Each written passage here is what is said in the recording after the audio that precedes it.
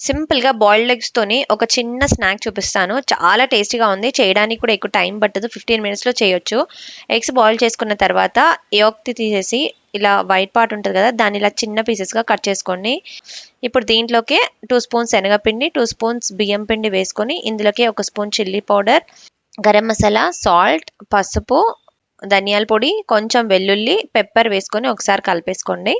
లోనే ఒక ఎగ్ కూడా వేసుకొని ఈవెన్‌గా మిక్స్ చేసుకొని ఆయిల్‌లో మనం మంచూరియా బాల్స్ ఎలా డీప్ ఫ్రై చేస్తామో అలాగా చిన్న చిన్న బాల్స్‌గా వేసుకొని డీప్ ఫ్రై చేసుకుందాము. గోల్డెన్ కలర్ వచ్చిన తర్వాత వీటన్నిటిని ఒక ప్లేట్‌లోకి తీసుకుందాము.